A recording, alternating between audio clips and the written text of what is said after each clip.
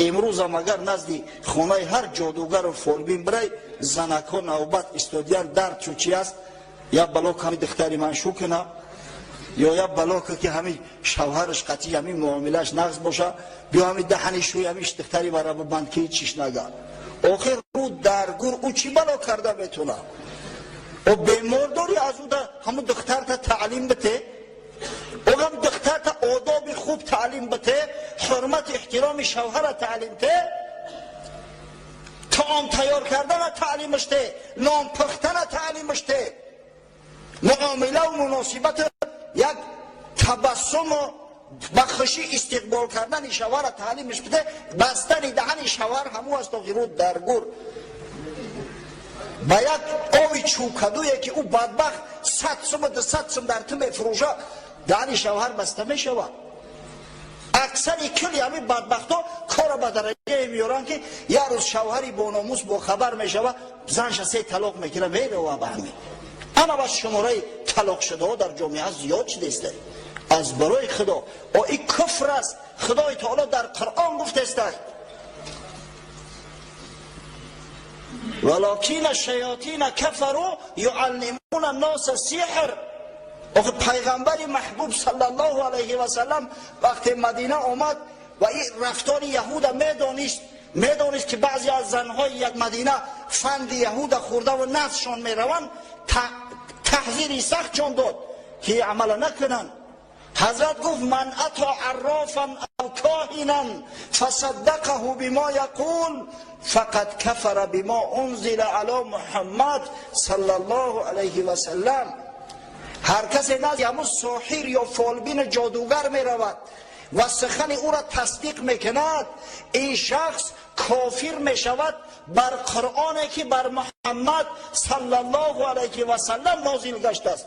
از برای خدا مردای عزیز هشتونه در سر تو بگیری، تحقیق کنه.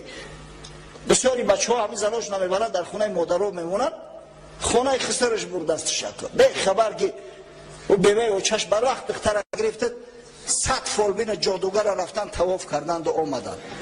به همین خاطر خوب این کار تحقیق کنه، اگر رفته باشه نکاح اثر نو تجدید کنه، خونتون حرام نکنه. جانشون در عذاب مونده میروان پیش همین فالبینا و جادوگرا با او خانه سوخته میگه چیزت خوراندیم اکم را برآوردن در کار. یک معجون تیار کردگن از آب چوکدو، این چوکدو هم که تلخی هست آبش که ای بغمه را تلختره، همون را میگیرن میترش 50 گرم میزنه، اوخی تمام دل و جگرش میریزه، اوخی چیزی در درو هست بعد همی زور کرده و میبروره، بعد آستاگ می اندازن در دروی همون پرتوفتگیش یک کاغذکه یا یک قیلکه یا ناخونکه. انا دیدی سحرت برون ای رود درگور تا این درجه را به عقل به فراستیم با باور نکنه نمیره در عصر 21. اگر حقیقتا همون چیزی که ای دهنی تو برماده است گویا اگر او در شکم ایت 10 روز و 15 روز بیسته کو تو حدی اقل زرپروین میشه میدونی. اگر اندک زیادتر بگذره بروشنای تیف میشه دامنه ای سرت مانه تو نقام تری چیزا رو باور کنی. چی درد مو رسیده است از برای خدا. من همین گرمی بازار ساحرا و جادوگرا و همین شعبده بازار در 2 چیز ببینم. اولا در پس بدن مفکوره و علم دانش شرعی مردم که بسیار مفکوره پس داریم، هر چیز باور میکنیم. ثانیاً در آن که متاسفانه قوت همه نمیرسد که از کمک های طبی از مدیسین استفاده ببره، قیمتش بسیار زیاد است. بیچاره مردم پول ندارن که خوب طبابت کنن، بعد یعنی فریبی نمی شرلطن شعبده بازار را میخرن، در بند قید فریبی همی ها میافتن.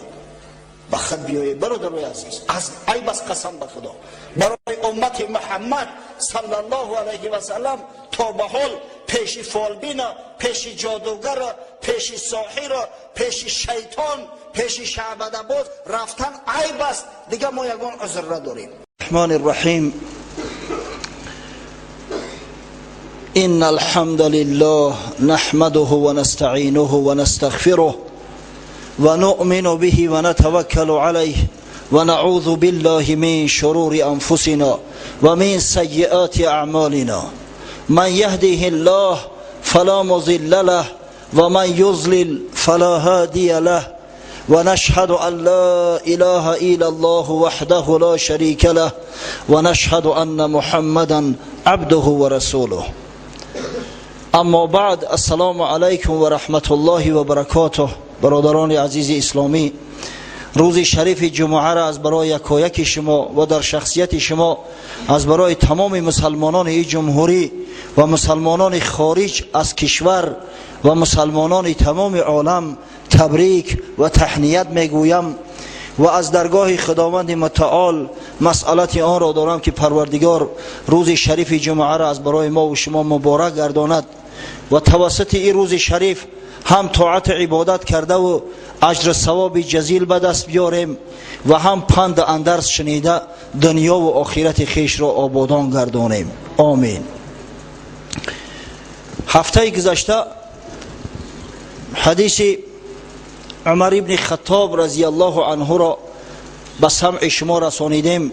قصه آمدن جبرئیل علیه السلام به نزد پیامبر صلی الله علیه و سلم به صورت یک اعرابی و سوال کردنهاش و پاسخ سوال از پیامبر صلی الله علیه و سلم گرفتنهاش و ادب اظهار نمودنش و تعلیم کردن ما و شما گفتیم که بسیار حدیث مکمل است. حدیث بسیار حدیث مکمل است که تمام گوشه و جنبه های حیات ما را فرا میگیرد. و ما هفته گذشته در موضوع لباس پوشی، لباس سنتی، طریقه پوشیدن لباس با شما یک صحبت مختصر داشتیم.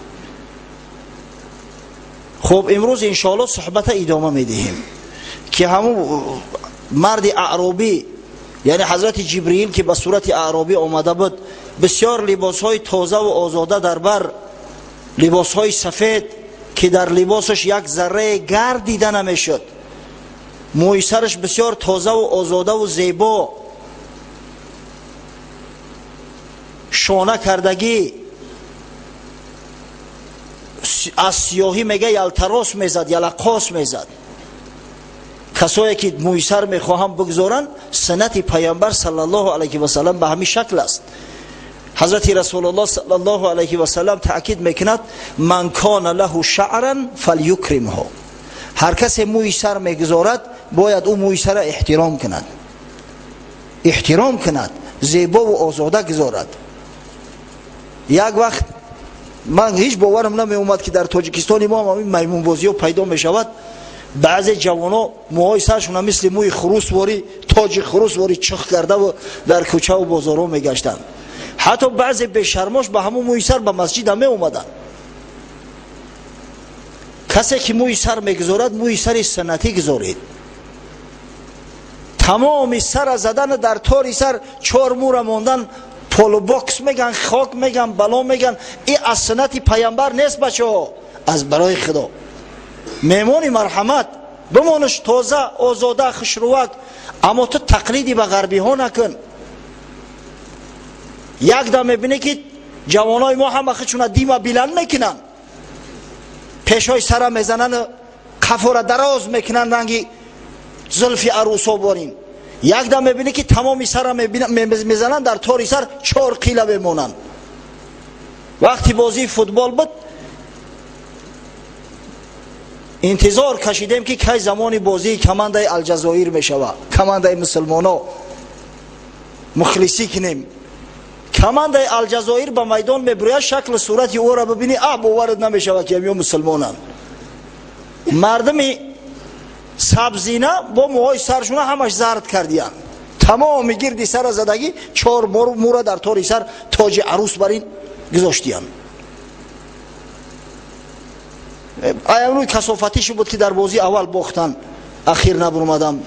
آخه موی سر مونه نه که احترامش کنه، چقدر که پیغمبر صلی الله علیه و سلم تاکید کرده است. واقعا حضرت رسول الله صلی الله علیه و سلم موی سر داشت. در احادیث صحیحه آمده است. در صحیح مسلم کان نبی صلی الله علیه و سلم یبلغ شعره شحمتای اذنه، موی سر پیغمبر صلی الله علیه و سلم به نرمی گوشاش میرسید، سر ترتارش نمیگذاشت گرد اطرافش بزنه. کان نبی صلی الله علیه و سلم یبلغ شعره منکبیه، پیغمبر خدا صلی الله علیه و سلم بعضا موش درازتر میشید تا به کتفاش میرسید، اما پیش سر نمیزد، پیش رنگ دیم بلند بمونه، همه سر میگذاشت. حضرت فرق میکرد، از میانه موی سر شونه میکرد. کسی میکنه آش شوه حلال شوه، اما به قدری همون موی سر برسه. من کان له شعرا فلیکرم، هر کسی موی سر میگذاره بگذاره احترامش کنه، تازه و آزاده و خوشرو باشه. اگر کرده نمیتونه سرش بتراشه، خوشروک در سرش یک توقیه یگان صلاحی بمونه، انشالله بسیار زیبا و آزاده و خوشرو میشه. و این شخص بابا امرویش بگذار پیش در جو هست.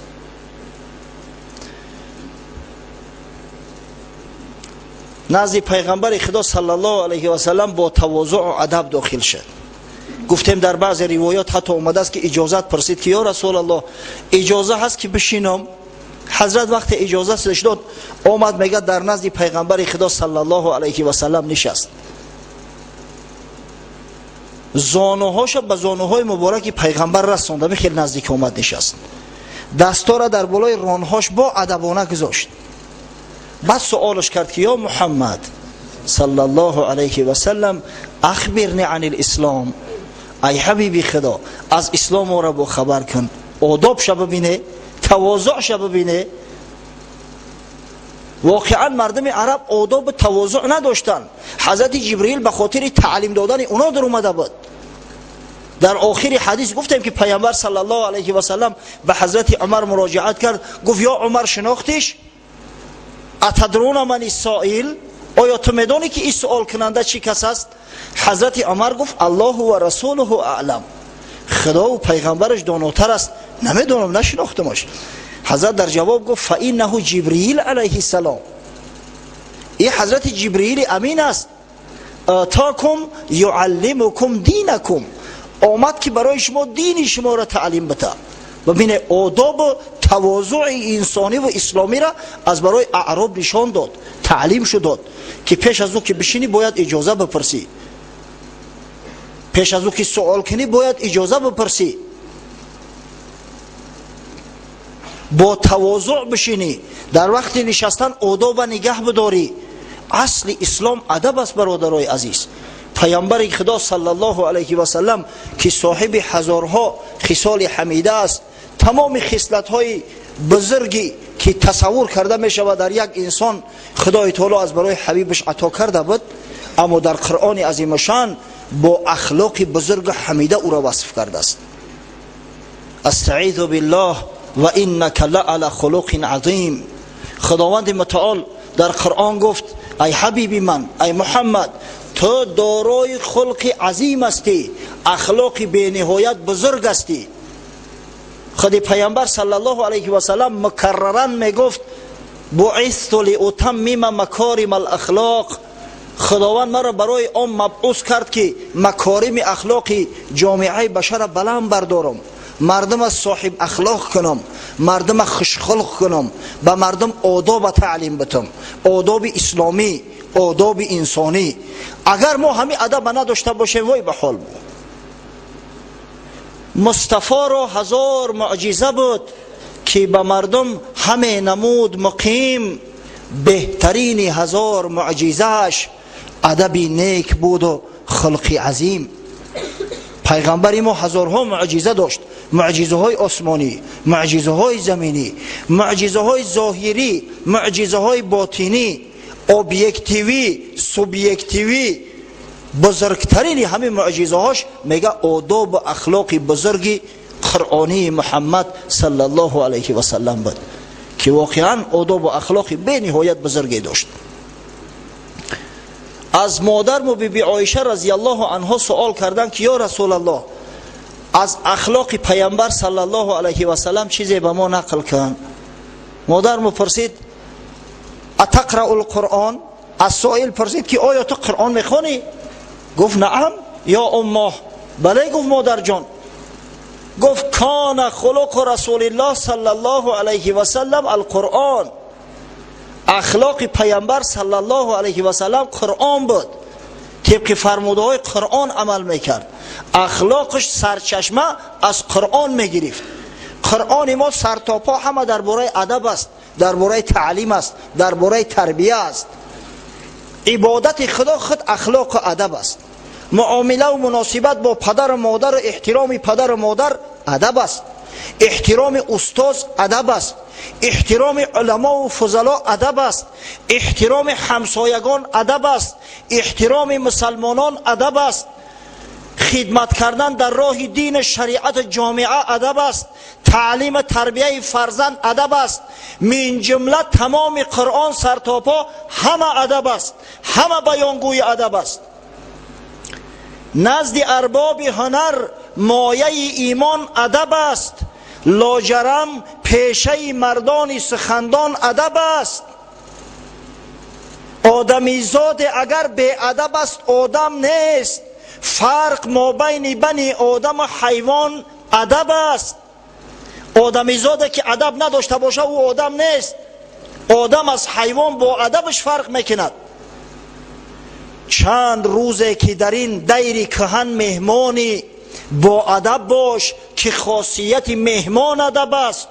ما و شما همه مهمان هستیم در این دنیا، یک روز میگذریم و میرویم. پس با ادب باش که مهمان با ادبش زیبنده است. مهمان به خاطر ادب احترام میکنن، مهمان بی ادب که احترام میکنن. دیروز جنازه بود، جنازه استاد ما حاجی قمرالدین عبدالله خدا رحمتش کنه. عالمای بزرگ شهیر از جمهوری آمده بودن، گسیلشو میکنیم، از بعضش دعا میگیریم.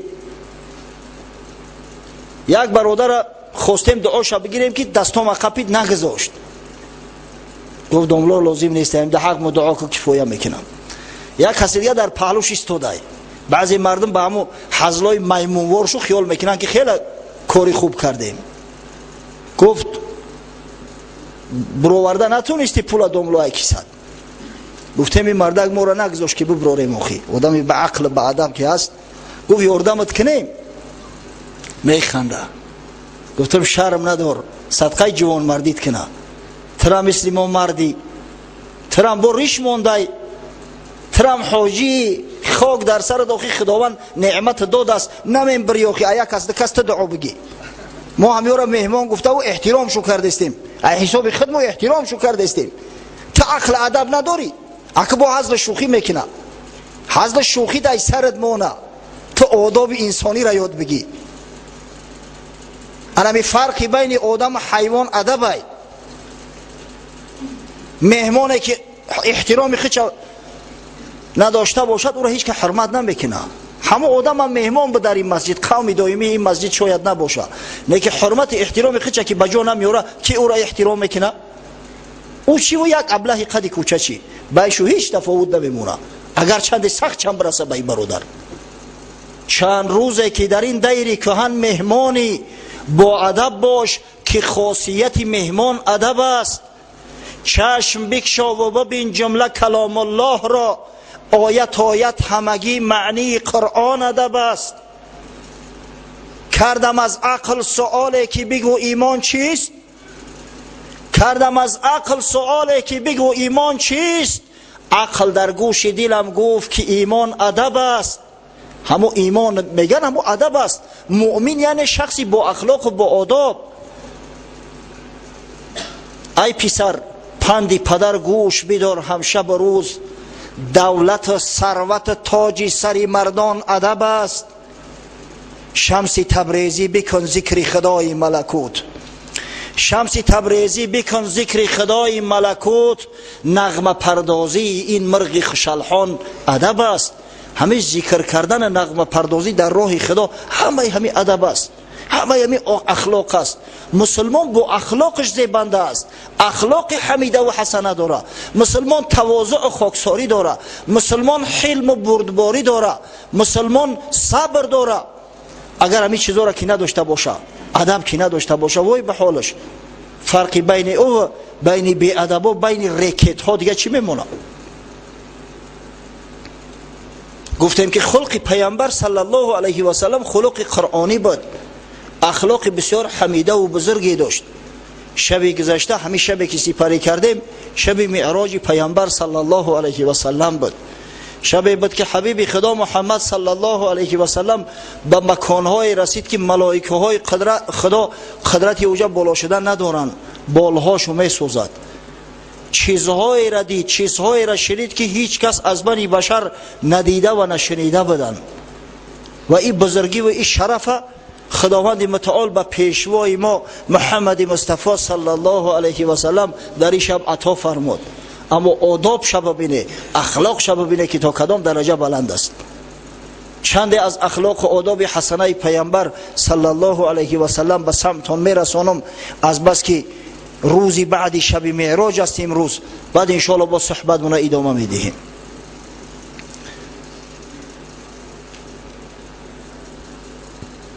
در مدینه منوره یک شخص با نام زید ابن سعنه بالای پیامبر صلی الله علیه و سلم کم گندم داده بود، بالاش قرض داشت. یک روز آمد نزد پیغمبر خدا صلی الله علیه و سلم، شاید باری چندم باشه، گفت یا محمد صلی الله علیه و سلم. این زید ابن سعنه حالی مسلمان نشده بود. گفت گندم ما بته، قرض برگردان. حضرت گفت اندکه که دیگه مهلتم نمیتی، تو مهلتم بگذار تا نمازی پیشی نماز بخونیم، من قرض نمیتم. از گریبان پیغمبر صلی الله علیه و سلم گرفت بی ادب، گریبان به حد کشید که حتی پای گریبان در گردن زیبای حبیب خدا ماند. گفت شما بنی عبدالمطلب همیشه متاطله میکنید، امروز پگاه میکنید، شرم نمیداره. گندم گرفتی بته، قرض که گرفتی تیز در وقتش ادا کن. حضرت عمر همی واقعه را میدید، آمد به غضب به نهیب یک شپلق در پشت کلش زد. تو بدبخت، گفت چی کار میکنی ملعون؟ یا رسول الله، گفت اجازت سرش از بدنش جدا کنم. حضرت گفت یا عمر خطا کردی، کاری تو نادرست است. تو همچون مردی مسلمان با ادب باید این مردی جاهل به حسن مطالبه دعوت میکردی، مرا به حسن پرداخت ایرا دعوت میکردی که قرض دادی ثواب میگیری، پس همون قرضی که دادی همون را به نیکی به خوبی به سخنی خوش طلب کن. و مرا باید دعوت میکردی که مادام که به تو قرض داده است مهلتش بود شده است، پس همه کار تا بگذاره، اول قرضی همین مرده که بپرداز. اما تو سیاستش کردی، تلخکف کردی این مرده که. حضرت عمر بسیار پهلوان بود. بعدا امر کرد، گفت یا عمر بیا قرض بته و از بالای قرضش 20 ساعت دیگر هم زیادتی بته، برای آنکه حیبتش کردی، ترساندیش، تلخکفش کردی. 20 ساعت تخمین یک 60-70 کیلو دیگه با زیادتی، به خاطر آنکه سیاستش کردی، حیبت در قلبش انداختی. امر کرد، همین کارا کردن. زید ابن سعنه وقتی که عمل پیغمبر دید، اخلاق زیبا شدید، معامله نیک شدید، مثل موم نرم شد. گفت اشهد ان لا اله الا الله و اشهد انک رسول الله. من گواهی میتم یا رسول الله که تو پیغمبری بر حق خدا هستی و غیر خدا معبود دیگری در کار نیست، معبود دیگری نیست در دنیا. حتی در بعضی روایات اومده است که گفت یگان قرض طلب ندارم، بخشیده من مرا. انایس آداب و اخلاق بزرگ پیامبر صلی الله علیه و سلم تو همین درجه را خوشخلق بود که دشمنان را رام میکرد، دشمنان را به سوی خود جلب میکرد. امام بخاری روایت میکند از حضرت جابر ابن عبدالله رضی الله عنهما، میگوید در هنگام غزوه نجد همراه پیغمبر خدا صلی الله علیه و سلم بودیم. فصل تابستان، بسیار گرمی شدید. در یک وادی فرامدیم که یک چند درخت ها داره، درخت های پراکنده، یک درخت در یک کنج، یک درخت در یک کنج. مردم میگه پراکنده شدن، چند نفر زیر یک درخت رفتن، زیر یک بطخشون در تگ همون سایه درخت کشیدن، از آفتاب پناه میبرن. این آدمیزاد نه طاقت گرمی داره و نه طاقت سردی. گرمی بعد چی داد و فغانش میبرویا که کی سرد میشیده باشه و سلقین، وقتی سلقین خنک شد با داد و فغانش میبرویا که بچه ای زمستان تمام نمیشیده باشه. نه طاقت گرمی داریم نه طاقت سردی. دیروز در جنازه حضرت استاد شرکت داشتیم، بعد مردم هر کس مثل همین برچواری خشونه در تای درختو کشیدن. در قبرستان جا جا درختو هستن کو. ما هم رفتیم خودمون سرمون در تای درخت در آوردیم. وقتی تلاوت قرآن شروع شد اگه خواستیم پیشتر بریم، یک چند نفر مولوی ها همسبق های فرزند رحمتی حاجی قمرالدین برادر فروخ جان در قبرستان بودن در زیر افتاب. گفتم شما پناه نبرده زیر یگان درخت؟ گفتن نه، خواستیم که مزاحم شویم، مقصد جا تنگ بود بیایم در زیر درخت جای شما را تنگ میکنیم. ای مرده که خوب گفتم در قبرستان درخت بسیار ای، همه مسافه هاشو 15-20 متر 15-20 متر ای هم دیگر دوره. در تای درخت نرفتی خطونه جا کنی اوخی. غرض از این سخن چی است؟ یعنی انسان عادت داره اگر آفتابی گرم باشه کوشش میکنه خچه در زیر از سایه بگیره. همین خیلی حضرت جابر میگه ما هم هر کدام خودمون در زیر سایه ها پرتوفتیم. پیغمبر خدا صلی الله علیه و سلم نزد یک درخت آمد، شمشیر از میان باز کرد، با غلاف در درخت آویزان کرده، در زیر همون درخت خواب کرد. ما را نو دراز کشیده بودیم استراحت میکردیم که ناخواست صدای پیامبر بلند شد، دعوت میکرد که بیایید به نزد من. شتابان میگه دویدیم اومدیم، یک مرد در دست شمشیر، یک مردی بیگانه ناشناس در پهلوی حبیب خدا صلی الله علیه و سلم نشسته است، گردنکش کج. حضرت گفت، صحابه های عزیز گفت پراکنده شده یک نفر در پیش من نمانده است، خدا جان شما را مست کنه. من خوابم برده است. همه آدم که از مردم مشرک نجد بود خلوت آمده است، شمشیر از درخت گرفته است، از غلاف کشیده است، در بالای سر میگه با شمشیر برهنه ایستاده است. یه وقت چشمم میکشم، پیغمبر صلی الله علیه و سلم نقل میکنه، چشم باز میکنم یک مردی بیگانه غضبناک ای چشمش آتش میباره، شمشیر در دستش. گفت یا محمد صلی الله علیه و سلم کی ترا که از دم شمشیر من نجات میده؟ حضرت رسول الله در جواب گفت الله، از دم شمشیری تو مرا الله نجات میده. همین سخن گفته بودم، میگه که خنک شد، ملایم شد، در پهلوم شش گردنک کج کرد، با گریه در اومد. ببینه میگه حضرت یگان سخنش نگفت، نباشه میگرفتن همینجا پورش میکردن، بزی خرکیش میکشیدن. گفت را کردور نشوی، آرامش بگذاری. دشمن آمده است به پای خود، خدای تعالی پیغمبر کو محافظت کرد، نگذاشت که زیان آسیبش برسانه. اما به هر حال نیتی بد بود کو، نیتی کشتار بود کو. اگر از نظر سودهای امروزه هم که بگیری او جنایت کرده است، او را میگیرن محکمش میکنن، به محکمه میکشنش. اما حضرت صلی الله علیه و سلم نگذارید که یک خار در پشت بخله و همین مرد مسلمان شد. اخلاق دیدید، بزرگی را دیدید که چه نوع دشمنان را به دوست مبادل میگردون.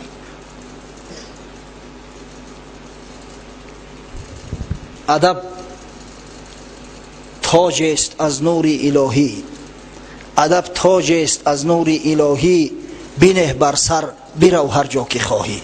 این ادب یک تاج است از نور الهی خلق شده. ادب که داشته باشی، ادب در سرت مان کجای میری برو.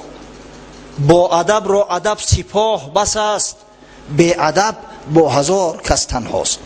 آدمی که ادب و اخلاق داشته باشه، همه ادبش برای او را سپاهی، کجای برو ان شاء الله در امن امانی است. اما اگر آدمی بی ادب و بی تمیز باشه، هزار نفر که در اطرافش باشه بازم تنهایی، با فرصت غنیمت دانسته یگان مشت در دهنش میکوبن برای بی ادبیش. در احادیث صحیحه اومده است، از جمله در صحیحه روایت شده است که یک مرد اعرابی یک روز به مسجد نبوی اومد بیچاره عقل نداشته باشه، ادب نداشته باشه. ادب و عقل و دانش و فضل و تمدن همه به شرافت اسلام اومده است برادرای عزیز. و الا این مردم عرب در بیابان زندگی میکردن، اینا نمیدونستن که حاجتخانه یعنی چی، حمام یعنی چی، معامله و مناسبت نیک انسانی با یک شخص یعنی چی. یک آدم صدقه و بنده شدن یعنی چی؟ این خیلی گپا را نمیفهمیدن. اعرابی آمد بیچاره پیشابش گرفته است، دید که مسجد گردش محکم، گفت اینجا جای خوب نمیاوم. در یک گوشه مسجد رفت پراندن گرفت که صحابه ها دیدنش، اومدن به غضب احاطش کردن، میخواستن یک لگد کوبی خشروش کنن که حضرت صلی الله علیه و سلم معنشو کرد. گفت یا اصحابی انکم بعثتم میسرین لم تبعثوا معسرین. ای اصحاب گرامی، گفت خداوند شما را برای آسانی و سبوکی و برای تعلیم بنی بشر مبعوث کرده است، برای سختگیری نه، برای ظلم نه. آخی اخلاق می داشت، عقل می داشت، فراست می داشت، می دانست که این خانه خدا در اینجا ادرار میکرد، هرگز نمیکرد. همین از روی نادانی و احمقی شای. آدم نادان و احمق بیمار است، بیمار تای شتا کشیده اصلاح میشه، برعکس بیماریش با شدت میگیره، دیوانگیش با از این زیاد میشه. ببینه یگان کودک اگر خدای نکرده در مسجد یک کاری ناجا کرد، دیگر مردکای کلون و به عقل به ادب چنان نعره میزنن در سرش، کودک بیچاره را زهر کف میکنن، دیگر جرأت نمیکنه که مسجد بیاید. همه قدر نهیبش میزنن، همه قدر سیاستش میکنن که تو خطا کردی، جای اون که تعلیمش بدن که بچم جای غلطت نمیجابد، من بعد همین غلط نکن. نه، چنان سیاستش میکنن که کودک زهر کف میشوه. در صحیح مسلم اومده است، امام مسلم روایت میکند از معاویه ابن حکم سلمی، میگه بار در مسجد پیغمبر صلی الله علیه و سلم نماز میخونیم، در صف ایستاده ایم. یک وقت یک برادر میگه از پهلوم عطسه زد. عطسه زد، من شنیده بودم از حضرت رسول الله صلی الله علیه و سلم که آدم که عطسه زد تشمید واجب میشوه بر شنونده، باید جواب عطسه شبتی یرحمک الله گویی. اما من نمیدونستم که در بین نماز گپ زدن ممکن نیست. میگه در بین نماز عطسه زد، گشتم گفتم یرحمک الله، یک تاش میپوچم، میگه یک تاش با کونی اورنجش میزنم. حیران شد و مردم نگاه دارم، پیسانده است یعنی هر طرف. میگه گفتم مادرم در موتمون بشیده چی گپ شده، شما را چی تلخت و کفیده است؟ و یا برادر مسلمان جواب عطسه شد دادم، آسمان در زمین نرسید است کو. بیچاره مردم دیگه میگه لواشون میگزن، اشاره میکنن که مقصد خب گپ نزن. نماز تمام شد، ما میگه گپ زدیم و با نماز به همراه با خلاص کردیم. علم نبوده که ای کجا میدونم میگه که این گپ زدن نماز فاسد میکنه. بعد نماز میگه پیغمبر خدا صلی الله علیه و سلم یگان سخنم نگفت، طعنم نزد، سیاستم نکرد. پدرم مادرم فدا شوه که میگه عجب معلم نیکویی بود، واقعا بهترین معلم بود. میگه نزدش صدام کرد در تنهایی، گفت برادر جان در نماز گپ دنیا درست نیست، در نماز ممکن نیست تو تکلم دنیاگی کنی، در نماز ممنوع است که گپ از دنیا شود، هر گپی که باشه. این نماز تسبیح است، تکبیر است، قرائت قرآن است. وقتی که در نماز سخن گفتی نمازت فاسد میشود، ها اونو گوشهک دبره و اثر نو نماز تا اعاده کن. میبینه تعلیم ما باشیم اگر یک خطا کرد دنیا را میسوزیم، جای اون که تعلیم بتیم، جای اون که ادب بتیم. آخه همون کودکا را ما که ادب نتیم که ادبشو میتیم از برای خدا. همه ما و شما مسئول هستیم، فرق نداره او جوانای پیرای دیدی که غلط نماز میخونه در پیش مردم نه استاگ من اشک در خلوت بگو دادر جان، اکا جان، بابا جان، بعضا میگه بابا هم خطا میکنن. آخه انا میگه خطا کردی، درستش نهی خیل میشوه. اگر گپی مرا قبول نداشته باشی به هر کسی که اطمینان داری از دنباله ها این مرحمت تلفن کن، بپرسش همیشه خطا شده است، انهی خیل می بعد بخون. انهی میشوه خلق اخلاقی حسنه و بزرگی محمدی صلی الله علیه و سلم. آداب انهی خیل میشوه بچه ها. آداب باید از پیغمبر بگیریم، از پیغمبری بزرگی که ببینه کلی اخلاقش قرآنی بود. حضرت صلی الله علیه و سلم تأکید میکند ادبنی ربی فاحسن تأدیبی، مرا تعذیب کرد، ادب کرد پروردگارم چی آداب بزرگ از برای من عطا فرموده است. اصلا اخلاق و آداب عبادت است، عادت نیست، این عبادت است. شخصی که اخلاق حمیده داره در عوض اخلاق خدای تعالی امر میکند در نامه اعمالش اجر و ثواب می نویسند. ابن ابی دنیا مرسلا روایت میکند از صفوان ابن سلیم رضی الله عنه کبار پیغمبر خدا صلی الله علیه و سلم به اصحاب بزرگوار خویش مراجعت کرد.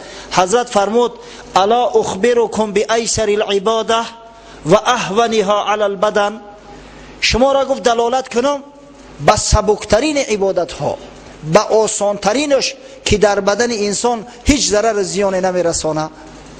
الصمت و حسن الخلق. گفت سبکترین عبادت ها دو چیز است، یکی خاموشی، دویم اخلاق حسنه. خاموشی یعنی چی؟ یعنی گپی خوب گفتن نبیتونی زنک تبگی خاموش باش، همو خاموش باش، تو لخیگی نکه در مسجد، غیبت نکه، همش عبادت است و پذیرفته می شود. بعضی برادرها در مسجد نمیدرویم بشینم پیشه نماز میانه با میگن در صحن مسجد خب بشینیم چخ چخ کنیم. اوخه همون صحن مسجد هم حکم مسجد داره. در همون صحن مسجد هم که لقیگی کردی همچی گناه در نامه اعمالت ثبت میگرده. در صحن مسجد هم اگر هزل شوخی به معنی کردی همچی گناه در نامه اعمالت ثبت میگرده. هیچ تفاوتی نیست که تو در خانقاه کار کنی یا در صحن مسجد. فنای مسجد در حکم مسجد است. مسجد جای لقلقی بیهوده نیست. کسی که گپی خوب گفته نمیتونه، خش نداره که بشینه ذکر کنه، لااقل خاموش بیسته همین زنکش بگیره خب کنه، انشاءالله اجر ثوابش میگیره. الصمت و حسن الخلق، خاموشی و اخلاق حسنه سبکترین عبادت هاست، گفت حبیب خدا محمد صلی الله علیه و سلم. از حضرت ابو دردا امام ابو داود و امام ترمذی روایت میکنن که از پیامبر خدا صلی الله علیه و سلم فرمود ما من شیء اثقل فی میزان المؤمن یوم القیامه من خلق حسن فإن الله تعالی یبغض الفاحش البذیء. فردا روز قیامت در ترازوی اعمال بنده مؤمن هیچ چیز گرانبهاتر از اخلاق حسنه نیست. انمی خلق اخلاق حسنه بنده مؤمن همچون عبادت در ترازوی اعمالش گذاشته می شود و وزنش به نهایت گران است. و خدای بزرگ گفت پیامبر صلی الله علیه و سلم شخصی فاحش و بی شرمش شو میبینه، نفرت داره نسبتش.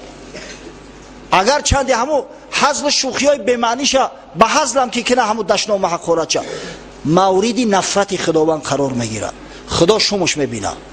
همو کسایی که تمام سخن به حزل شوخی میکشن از منبر پیغمبر صلی الله علیه و سلم تاکید شو میکنم خواه بابای قابل باشه، خواه بابای عزیز باشه، کسی نباشه که هشتونه در سر تو بگیره که رو تانسیان بشوه.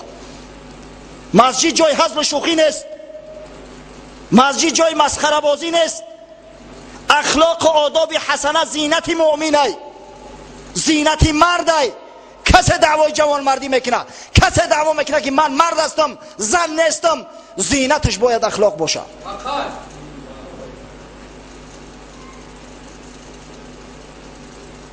سبحان الله.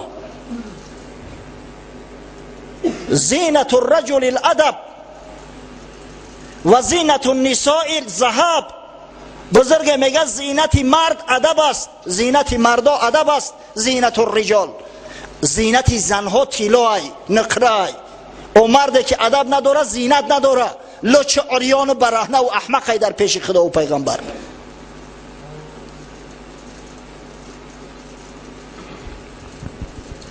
پیغمبر خدا صلی الله علیه و سلم فرمود اکمل المؤمنین ایمانا احسنهم خلقا. بهترین مؤمنا از روی ایمان خوش اخلاق ترین شو هست. کسی که اخلاقی خوش دارد بهترین مؤمنا همو است. و خیارکم لاهلی، و بهترین شما کسی هست که با اهل بیت خودش اخلاقی حسنه داره، با اهل بیتش معامله و مناسبت اسلامی و انسانی داره. حضرت ابوذر غفاری میگه بار نزد پیغمبر خدا صلی الله علیه و سلم بدم، حضرت نصیحتم کرد، گفت اتق الله حیث ما کنت و اتبع السیئه الحسنه تمحها و خالق الناس بخلق حسن. یا ابوذر گفت در هر کجای باشی از خدا بترس. شخصی که ای خدا بترسه دشنام حقارت میکنه، شخصی که ای خدا بترسه کودک را حقارت میکنه. برای چی؟ برای که جومک او با ویران کرده است. برای چی؟ برای که افتوار شکست است. سبحان الله. نصیحتش که سرک شد اسمال که بچم همین پول خطی اومده است. اگر او قدر دلسوز استی، اگر دلسوز نیستی ای سرت مون کوردورش نشه. او جومکت درست نمیکنی، او افتوارت ای سری نو نمیخری بیاری. انشالله مردای مسلمانی هستن که اجر ثواب لازم دارن، به خاطر یعنی اجر ثواب شده میاین ای پیش خود میخرن همه اولات افضل که اینا جمعکتون درست کنه، افتوا میخرن میارن در مسجد میمونن که با ای بگیره طهارت کنه. همو کسایی که از همه زیاد در این مسئله دعوا و جنجال میکنن یگان تیهمیا در حیاتشو یک بار یگان جمعک نخریدین، یگان کران نخریدین که ما بریم در مسجد بچسبونیم، یگان افتوا نخریدین بیارن بمونن، اما آوازشو ای همه بلند. بگذار بیاین همین مسجد، بیاین نماز خونی را یاد بگیرن، آداب و اخلاق یاد بگیرن، رنگی ما بد اخلاق کلا نشون. بگذار همون جمعه ها را ویران کنن، بگذار افتوا ها را بشکنن، کاردار نشه. خواهش میکنم این مسجد به صاحب نیست، هست متصدی ها داره، خودشو میبینن، خود ما عقل فراست داریم. از برای خدا اخلاق و آداب یاد بگیره. نخواه موسفید ریش سفید بچه را برای آنکه جمعه که آب ویران کرده است مادر شدش نام حقارت کنه. ای خدا نمیترسه؟ شرمندگی.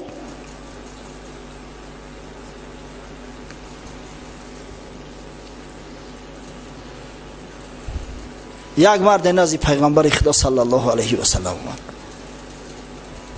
از پهلوش ایستاده بود، جرأت نمیکنه که پیش بیاید. آدم بسیار در اطراف حبیب خدا صلی الله علیه و سلم جمع اومدن. صدا کرد، گفت یا رسول الله کدام عمل از همه بهترین است؟ حضرت گفت خلق حسن. خلق حسن. ببینه نگفت لا اله الا الله محمد رسول الله، نگفت نماز، نگفت روزه، نگفت حج، نگفت زکات، زیرا خلق حسن کسی داشته باشه همه ی عمل انجام میده. گفت اخلاق حسن. این بیچاره گمان کرد که شاید سوال با پیغمبر خوب نفهمیده، با ای طرف چپش رفت، نزدیکتر شد، لغت کرد، با همون سوال کرد. یا رسول الله گفت بهترین عمل ها کدام عمل است؟ افضل عمل ها کدام است؟ حضرت گفت با خلق حسن. بیچاره ای خفا رفت، ای خفا آدم کمتر بود، جاوز شد پیش پیغمبر، با گوشش نزدیکتر. یا رسول الله گفت کدام عمل بهترین عمل ها ای؟ گفت اخلاق حسنه. بازم باورش ناومد بیچاره را. در نظر همین مردم اخلاق حسنه میگه یک کاری اندک میتوان، همین هم گپ شید. ته درباره نماز بگو، درباره روزه بگو، ته نبود نخود درباره اخلاق بگوی. با ای پیش اومد بیچاره که شاید ای پیش ببینم یگان چیزی دیگه هم بگم. اومد از رو به روی پیغمبر صلی الله علیه و سلم گفت یا رسول الله کدام عمل در شریعت از همه بهترین است؟ گفت تو کی عقل میگیری؟ هوش داری؟ ای مردک من ترا 3 بار 4 بار شد میگم اخلاق حسن، یعنی که در وقتی غضب خطا نگه بدار، وقتی که دشنام حقارت به زبانت میاد استغفر الله کن، وقتی که دیدی یک برادری مسلمان غضب تا آورده است استغفر الله بگو، اگر راست ایستاده باشی بشین، اگر شیشته باشی دراز بکش که نخیزی قطیش کشتل بکشتل نکنی. اخلاق حسن بزرگترین عمل اخلاق حسن است. اخلاق حسنه. انسان از حیوان با اخلاقش فرق میکنه. پیغمبر خدا صلی الله علیه و سلم بکشن شیرا شمالتیکو را خاموش کنی.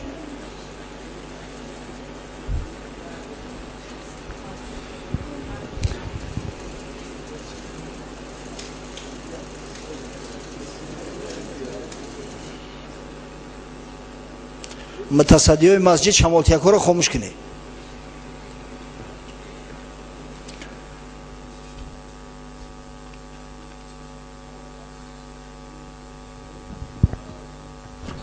پیغمبر خدا صلی الله علیه و سلم بسیار صورت زیبا داشت.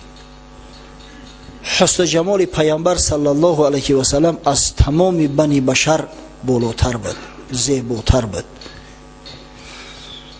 از بعضی اصحاب پیامبر صلی الله علیه و سلم درباره حسن جمالش سوال کردند. گفت درباره یوسف شنیده که خدای تعالی وصف حسن جمال یوسف علیه السلام در قرآن کرده است؟ گفتم بله.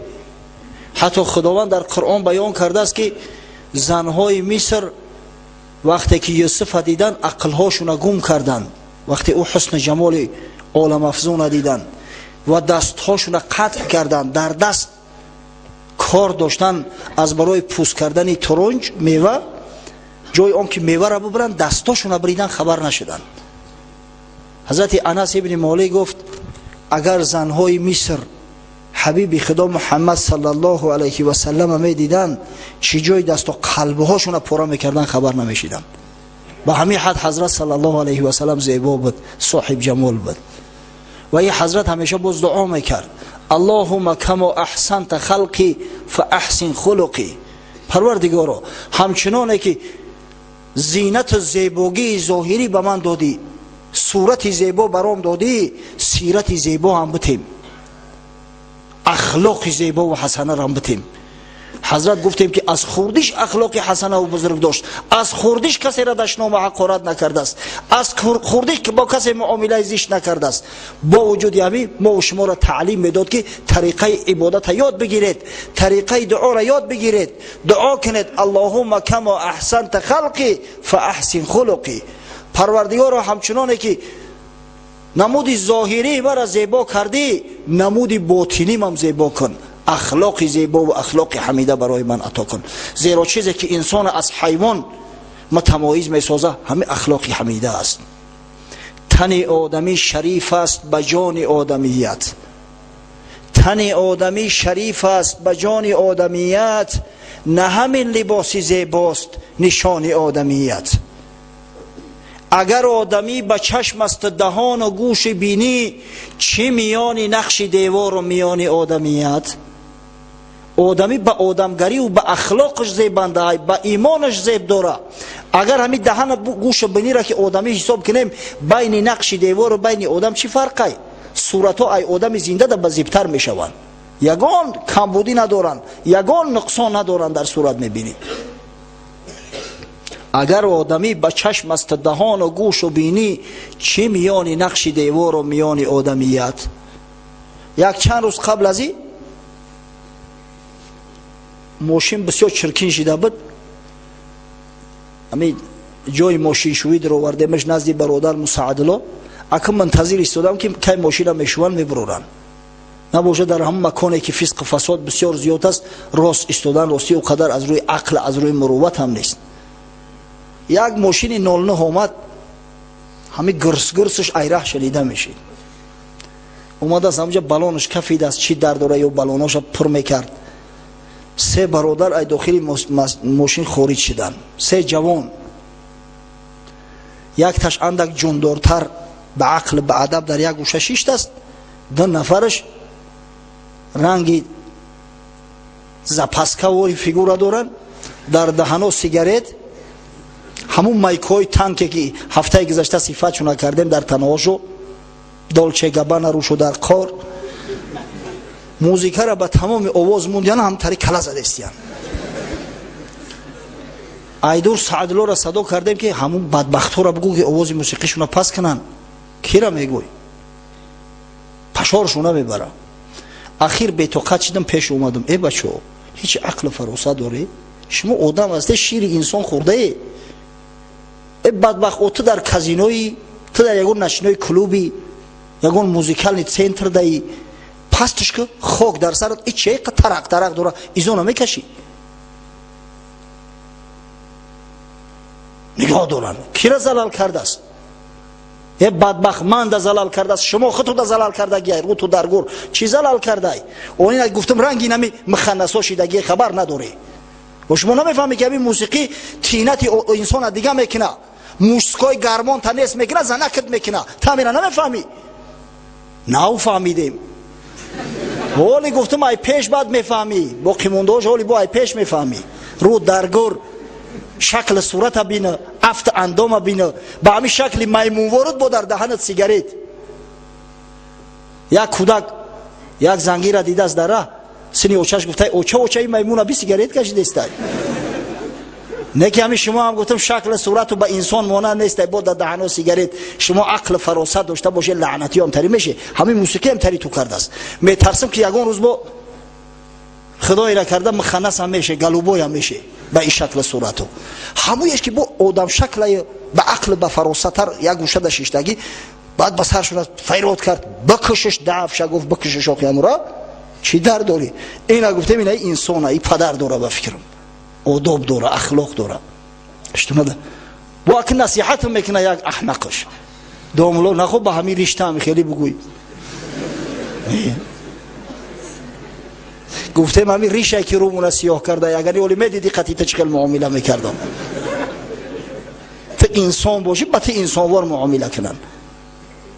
التواضع مع المتواضعین و التکبر مع المتکبرین. با آدم متواضع تواضع کنید، با آدم متکبر تکبر.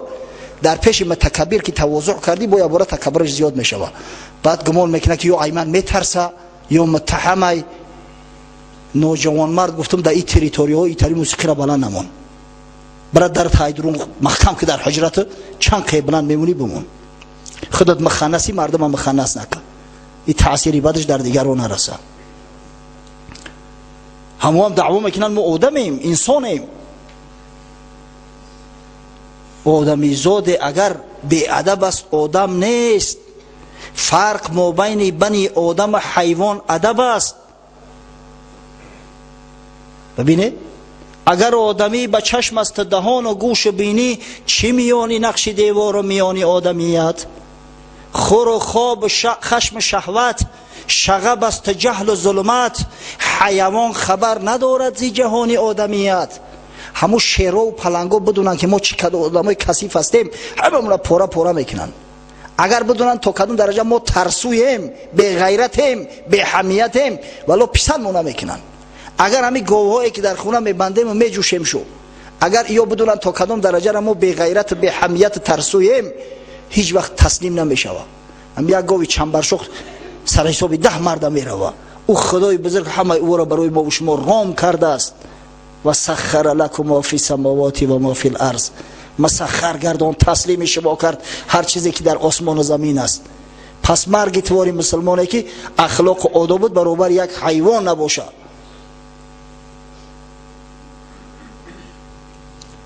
به حقیقت آدمی باش وگرنه مرغ باشد که همین سخن بگوید به زبان آدمیت.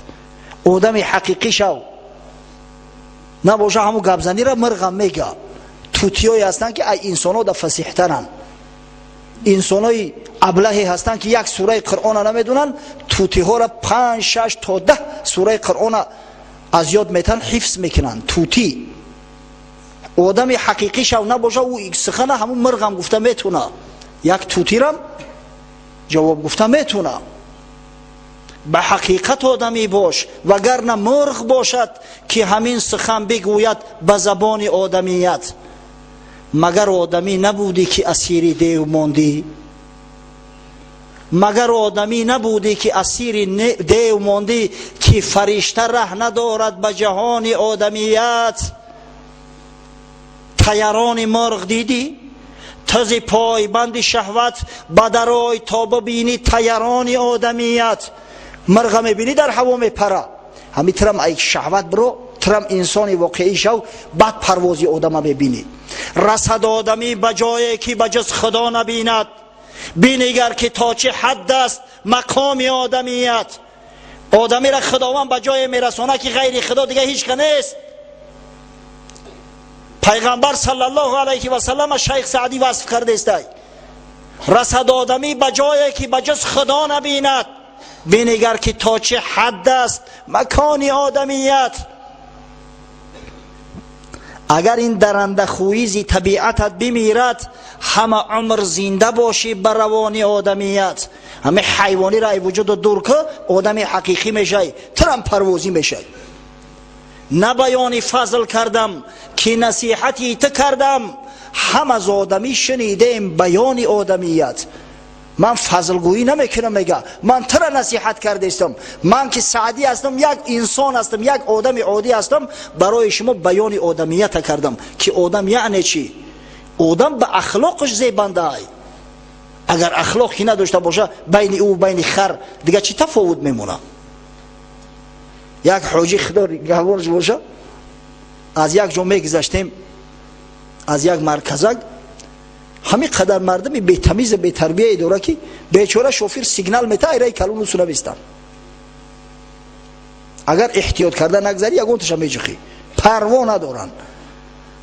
گفت قسم به خدا، گفت ای همین مردمی همین شهرک دیده گووی دیهای ما با عقل ترن، همین اوازی ماشین میشنوه ایره یه طرف نیستم. همون روز میریم به همون دیه شونا، حقیقتا ماشین اومده است گووخشون یه طرف هم میگیرن. اینا گفت دیده ای همون مردمی همون کوچه دیده، گفت گووی قشلاق ما با عقل ترن. حقیقتا همی خیلی آدمی که عقل نداشته باشه ای او ده حیوان بهتره.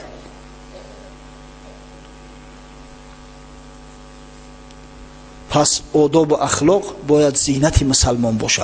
حضرت جبرئیل در اومد در نزد پیغمبر خدا صلی الله علیه و سلم زانو زد، بسیار زیبا بسیار آزاده نشست، به ما و شما تعلیم داد که آداب یعنی چی، اخلاق یعنی چی. پیغمبر صلی الله علیه و سلم خود که با ادب با ادبا را دوست می‌داره و از شخصای بی ادب بیزار است. در حدیث آمده است، امام ترمذی روایت میکند از حضرت جابر ابن عبدالله که بار پیغمبر خدا صلی الله علیه و سلم فرمود ان من احبکم الی و اقربکم منی مجلسا یوم القیامه احاسنکم اخلاقا. گفت محبوب ترین شما نزد من و قریب ترین شما از روی نشست فردا روز قیامت نزد من کسایی هستند که اخلاق حسنه دارند. از همه با ادب ترین های شما آداب کسی زیادتر است، فردا روز قیامت او به من نزدیکتر است، در پهلوی من میشیند. و این من ابغضکم الی و ابعدکم منی مجلسا یوم القیامه اسوأکم اخلاقا. و به درستی که منفورترین شما نزد من، بدترین شما نزد من و از روی نشست دور منزلترین شما از من شخصان بی ادب هستند، کسایی که ادب ندارن، کسایی که اخلاق ندارن. اسوأکم اخلاقا و الثرثارون و المتشدقون و المتفیهقون. شخصان بی ادب، شخصان پیکه پرگو، گپای بی معنی بسیار میگن، شخصای تمطراق بیان، شخصایی که با تکلم حرف میزنن بسیار تمطراق هستند، و شخصای متکبر مغرور، اینا از رحمت من دور هستند. میگم از نزد من دور هستند، مکان و منزل شو دورترین است از من و منفورترین مردم در نزد من حساب میخورم. پس انسان با ادب زیبنده است. عالمی که ادب نداره عالم نیست، انسانی که ادب نداره انسان نیست، مسلمانی که ادب نداره مسلمانی کامل نیست، بسیار مسلمان ضعیف ایمان است. علم بلا ادب کشجاع بلا سلاح. علم بی ادب مثل یک پهلوانی هست که اسلحه نداره، اسلحه و تیر و تفنگ نداشته باشی سر یک تیرت میکنن. قطعی دشمن با دهن خالی و با مش جنگ کرده میشود. دشمنی که مسلح هست، یک قهرمان بودیانی میدونه، نشنیده؟ مارشال بودیانی در وقت جنگ دوم جهان بر ضد تانک‌های گودریان یکم ارمیای اسب سوارا کاوالریا را پیر و یکون یا ارمیا میگفتن، همو را گرفت پیش انداز کرد، 6 کی نگالا پریود شمشیرها را کشیدن بر ضد تانک‌های گودریان گنرال نمیس دویدن. از همو ارمیا یکمی اسب سواری حکومت سوویتی قریب هیچ کدومش نمونده، ماشا کشتن غیر کماندیروش. بعد یمی کاری کردگیش ستالین گرفتش، شخصی را که قهرمان جنگی گرجدنی بوده، این قدر آدم معروف و مشهور بود، سردار یک دیویزیش کرد در شرق دور در نیوستوک. ای جنگ گرفت دورتر پرتافتش که گمشه تو جنگ چی میفهمی بی سواد. شمشیر قطعی بر ضد تانک جنگ کرده میشود. پس شخصی که علم داره و ادب نداره مسئله او مسئله همون بودیانی ابله میمونه که شمشیر کشیده و بر ضد تنکه جنگی رفته است. ادب پیرویه نادان و داناست، خشان کو از ادب خود را بیاراست. ندارم آن مسلمان زاده را دوست که در دانش فزود و از ادب کاست. حضرت علامه اقبال لاهوری نصیحت میکنه که ادب زینت نادان و دانا ہے، هم نادان و هم دانا را زینتش ادب است. خشا به حال مسلمانی که با ادب خچه آراسته میکند و اون مسلمان زاده ای که دانش می اندوزه، دانش جمع میکنه اما ادب نداره، ادبش کاسته است، بی ادب است، بی تمیز است، مغرور است، متکبر است، او را میگه من دوست نمیدارم، او را از رنگش بیزارم. پس جوانای عزیز باید با ادب باشیم، با اخلاق باشیم، اخلاق حمیده و اخلاق خش داشته باشیم. انشالله اگر اخلاق ما خوب و حمیده باشد دیگر مردم کوشش میکنن که به ما و شما تقلید کنن، دیگر مردم کوشش میکنن که مسلمان شوند. میگن مادام که دین اسلام قدر دینی بزرگ بوده است پس چرا ما قفا مونیم. یک سرباز قصه کردن، سربازی ارمیای روسیه در تاجیکستان مسلمان شده است. وقتی سوالش کردن گفته است یک برادری مسلمان همراه هم خدمت میکرد، همو قدر درباره حسنات و بزرگی این دین گپ زد، ادبیات ها آورد توصیه کرد که راستی دیگر قلبمون مایل گشت مسلمان شدیم. بعدا میگه بعد خدمت اجباری هست دیستریبیوتر служба میدونه نه مجبوری ایو، میگه به خونه رفتم یک کمپیر مادر داشت است جوان، زنهای روس به شوهر که موندن الکلیک میشوند، مردکاش که اکثریتش بیچاره دایم الکلیکن هم بیکار موندن الکلیک میشوند، زنهاش که بیوه موندن به شوهر موندن الکلیک میشوند. مادر الکلیک مست میآید داد فیغان عربده کرده در قدای کوچه. زمانای پیش میشید میگه کوتای شتش میکشیدم از موهاش کشان می آوردمش به خونه. اما اسلام مسلمان شدم تاکیدم کرده که حرمت احترام پدر و مادر بسیار بلنده اگر چند کافر هم باشه. همین جوان قصه میکرده است که میرم مادرم از قد کوچه میگیرم، مهربانی و با نوازیش پیش آغوش کردم میارم خانه، سر دهنش میشم، خوابش میکنم، ای خواب میخیزه پخمیلی داره و میگه براش آبی بادرینگ میارم که بخره خونه سوخته هشار شوه، تخمش میزنم میارم که او چجان بخره. میگه مادرم یک دو روز عمل اومدید گفت تو گفت چه خیلی دیگرگون شده بچم چوتا نروز که ونی پخوش گفته است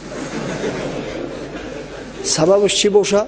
بعد میگه گفتن که مادر جان ما مسلمان شدیم، اسلام امر کرده است که حرمت احترام پدر و مادر را به جا بیار اگر چند کافر هم باشه. اینا که چیزی که باشه تو مادر می تربیتم کرده، کلالم کرده، تولدم کرده، از همین خاطر حرمت احترام تو در ذمه من واجب است.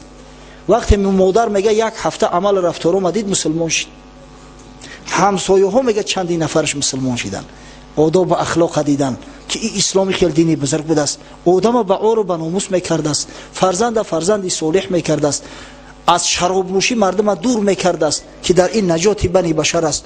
قلبی صدها آدم میگن مایل شد به اسلام. ولی همون جوان میگن اومده است با رزرویست میگن چی میگن خدمت کرده است الکی کانترکت قطعی. اگر ما اخلاق حمیده و حسنه داشته باشیم، نماینده های دیگر دین ها را مسلمان کنیم، اونا انشالله بر رفتار و کردارشو تمامی محله هاشون تمامی کوچه هاشون را مسلمان میکنن. دیگه حجت به جدا کردن پول و مبلغ نیست. دین اسلام به حد بزرگ است که اگر ما 100% این فرموده های خدا و پیغمبر را رعایت کنیم، برای ما مثل نصرانی ها پول در کار نیست که مردم با پول فند فریب کرده و به سوی خود جلب کنیم. نه، اخلاق آداب حمیده و حسنه اسلامی را ببینن انشالله خودشو مایل میشوند، خودشو قلباشو نرم و گرم میگردد. پروردگارو عاجزانه از تو دعا میکنیم در این روز شریف جمعه که سید الایام است، روز اجابت دعاهاست. خداوند اخلاق و آداب حسنه و حمیده ای که به حبیبت محمد صلی الله علیه و سلم عطا فرموده ای، او آداب و اخلاق خداوند تو داده ای. حبیبت صلی الله علیه و سلم میفرماید ادبنی ربی فاحسن تأدیبی، علم و ادب آموزان مرا پروردگار چی ادبی نیک اخلاقی نیک برای من عطا فرمود. پس خداوند از همه اخلاق و آدابی که به حبیب محمد صلی الله علیه و سلم و اصحاب بزرگوار او عطا فرمودی، به ما نیز یک شمع عطا فرما تا اینکه توسط اخلاق نیک حسنه اولا از برای فرزندای خود، از برای جوانای این ملت، طفلکای این ملت یک الگو باشیم، یک نمونه حسنه باشیم. بعدا از برای تمام جامعه بنی بشر، تمام ملت خلقها رفتار و کردار خیر ما را ببینن، خوش اخلاقی ما را ببینن، راست قولی ما را ببینن، معامله نیک ما را ببینن، نوازش لطف و عطوفت مهربانی ما را ببینن، قلبهاشو نرم گشته و میل به سوی اسلام کنن. پروردگار امید به رحمت مغفرتی تو داریم. خداوندا مسلمان مو خلق کردی، پروردگار انسان مو خلق کردی، زینت شرف انسانی و اسلامی را برامون عطا کردی. پس مسلمان و انسان واقعی مو گردان، ادب و اخلاق حسنه و حمیده برامون عطا کن. زبان هامون شیرین و گوارا و به ذکر خود مشغول گردان. فسق فساد خاصتا فحش فاحشگی را از میان جامعه مو دور گردان. مساعدت فرما که جوانا که آینده ملت هستند، آینده امت هستند، اخلاق آداب حسنه و حمیده اسلامی و محمدی داشته باشند. ربنا افتح بیننا و بین قومنا بالحق و انت خیر الفاتحین برحمتک یا ارحم الراحمین. ان شاء الله باقی مانده صحبت هفته آینده. این حدیث حضرت جبرئیل خیلی طولانی و دور و دراز می روه.